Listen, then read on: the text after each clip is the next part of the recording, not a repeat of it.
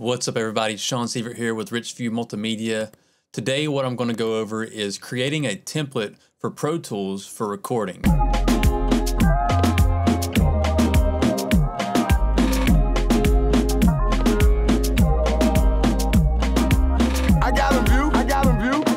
little bit of background about myself. I've been into music my whole life. My grandmother was a pianist.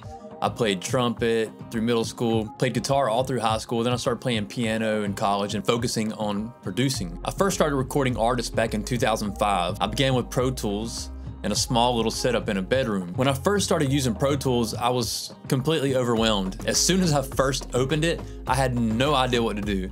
It was just a blank gray screen, no tracks. You know, where do I press record? Where's the tracks to record? I didn't even know that you had to create new tracks. So I had someone show me how to create new tracks and to get started with recording. So over the years, through recording in multiple different studios and working with multiple people, I learned many tips and tricks. Around 2010 and 2011, I moved to Atlanta and began working with Grand Hustle. T.I., Young Dro, Big Country King, and everyone affiliated with Grand Hustle. As I was working with T.I., I was working with his personal engineer, Elliot, and I paid close attention to everything that Elliot did, and he gave me a lot of tips and tricks. One of the best things that he showed me was the template that he used to record T.I. And in this video, I'm gonna show you that template that we use to record artists such as T.I., Young Dro, Yo Gotti, Jeezy, and many other mainstream artists in the industry. And before we get started, an update of where I am, I actually left the secular music industry to follow my path of giving my life and talent to Jesus Christ. I'm now a Christian engineer and I work with Christian artists such as Marcus Rogers, Hog Mob, Bryann T, and many others. To this day, I still use the same template.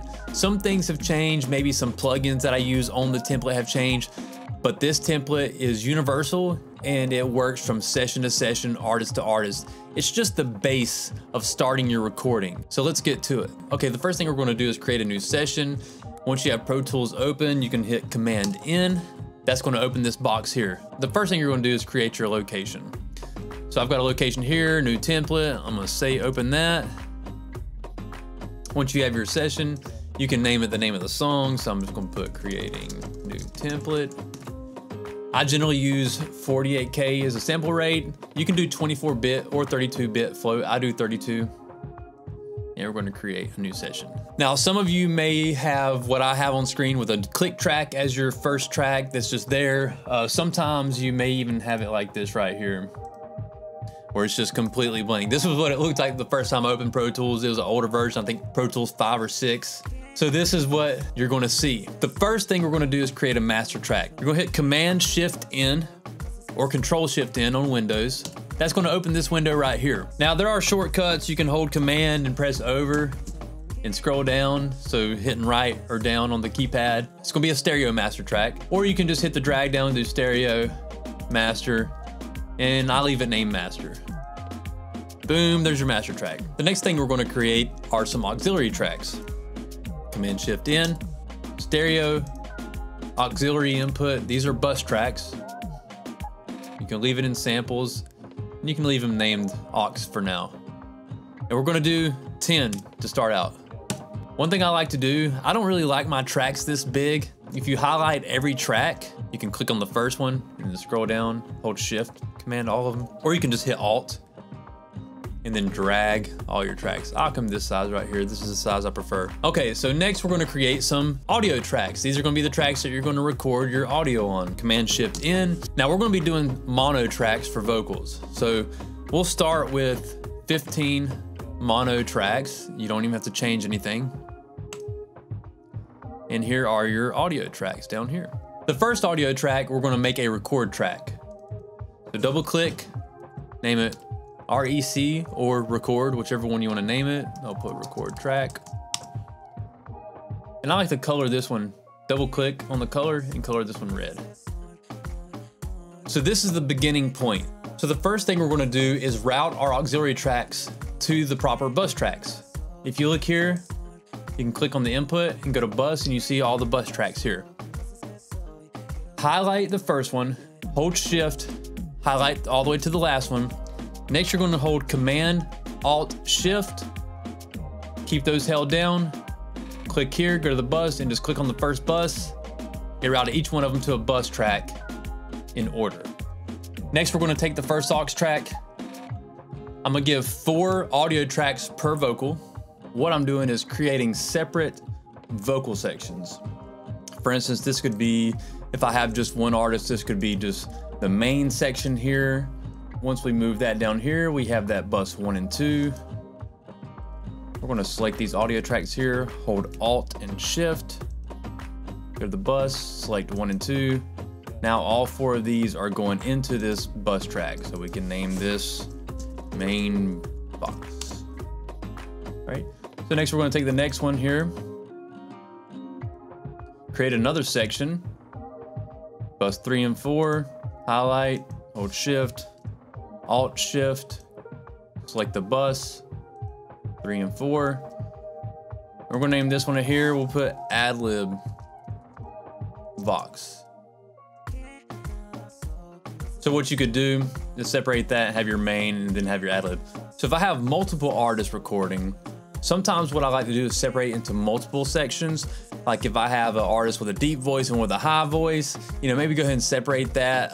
Sometimes if you got like a singer and a rapper, I definitely like to separate those. So you can just look at it like this, just move your third aux track down here, create another one, and we'll put, you know, second artist Vox, and you can put their name there instead of second artist Vox.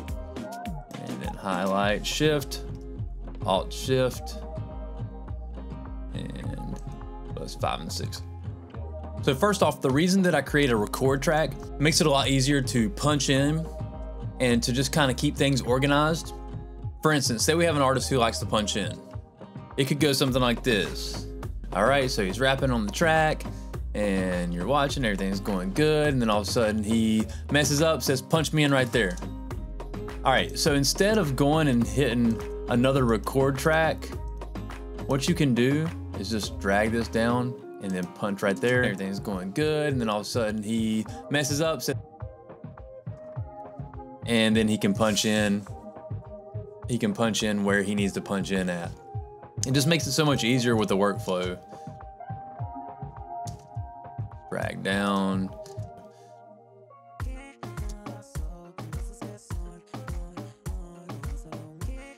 You know, simple as that. So the next thing that we're gonna do is put a couple plugins on here. I'm gonna show you some of the things that we used when I was working with T.I. and many other artists down in Atlanta. Things have changed a lot. You know, they change year to year. I don't use the same plugins as I used to. What I am gonna do, I'm gonna use a couple Waves plugins since that's pretty universal. Almost everyone has Waves. And then you can apply, and from there you can apply whatever plugins you want to that fits for you. Generally now I don't really use a whole lot of plugins because a lot of the hardware that I'm using gives me what I want. But sometimes I do, it just depends on the artist. So let's just say here for the main Vox, step 1, I would add a compressor.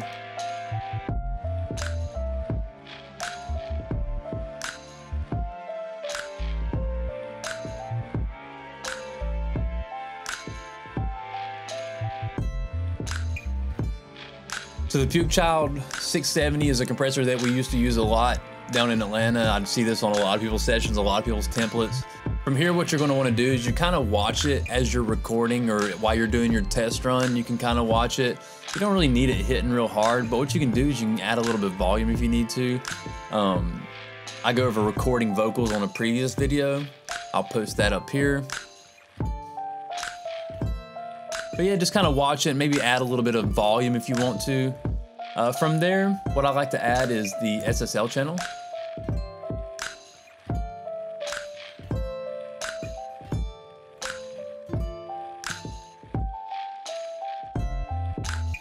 Find the waves. And then from here, you could just, you know, cut your low end out. You can add some slight compression, do your EQ, you know, whatever you choose to do from there, and then adjust your fader. So for the ad-lib, I drag down the Puke Child. And then generally what I'll do on the ad-lib is kind of do the kind of phone effect sometimes. So you can cut out some low end, cut out some high end, kind of boost around 2K. You know, just kind of mess with it, see what you can find, listen to it, find a sound that you like, and then just drag down to the second artist. Again, this is just a template. This isn't your final mix. And then you can also put it on your record track. So now that we have the template here, what we're gonna wanna do is kind of add some busing effects. So we'll start up here. I like to add a reverb.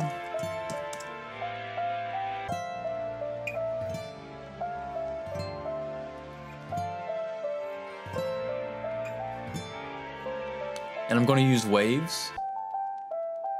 And we'll just go with the R-verb. And you can adjust it as you want to. Right now, we're just gonna put it on track. And then we'll make a delay track.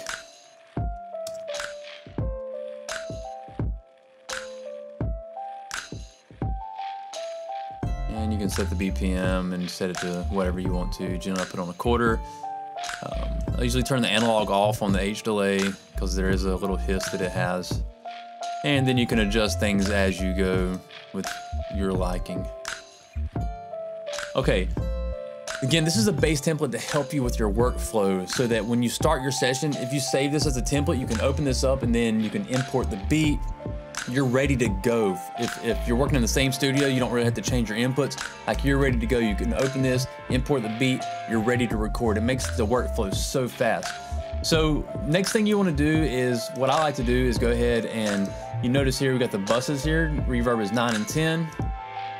So we're going to go to bus 9 and 10. This fader here is the amount of volume that you're going to send to that reverb. So if you crank it up, you're going to have a lot of reverb. You can just listen to it as you go. And we'll go ahead and put it on the record track too. That way you can adjust on the record track. As they're recording in, they can hear that reverb. It doesn't print it. And then the delay, which is on 11 and 12. Same thing. Another thing I do really like to do is just go ahead and rename my buses. So since that's reverb 1, delay 1.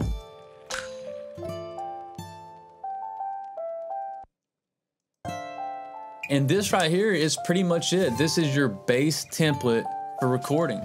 Next thing you're gonna wanna do, once we have this bass template lined up,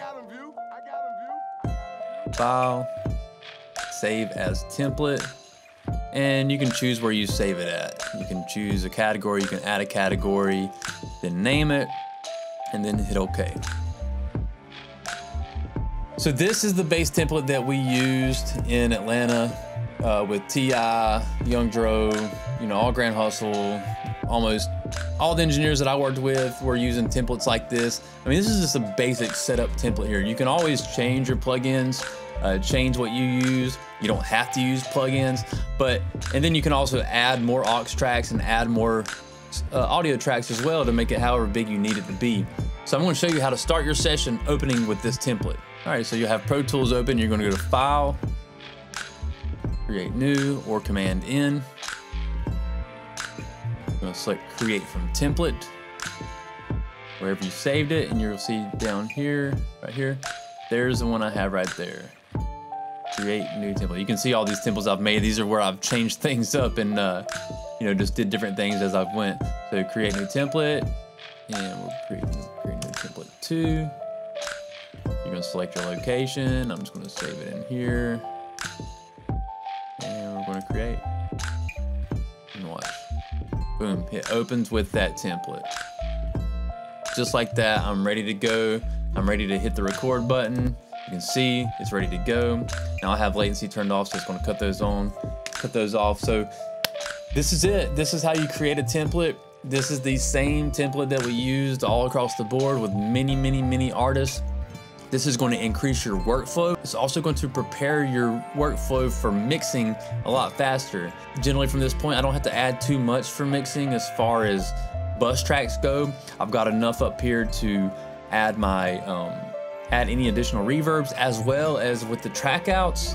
Sometimes with the track out, you may have to add a couple more, and then when you get into parallel compression, you get into some more busing, then you will add some more tracks. But for beginning, this is great right here. This is something you can record, and if you're not the mixing engineer, you can get it to a mixing engineer, and I promise you, a mixing engineer is gonna love that you have it set up like this. It's just gonna make the workflow so much easier.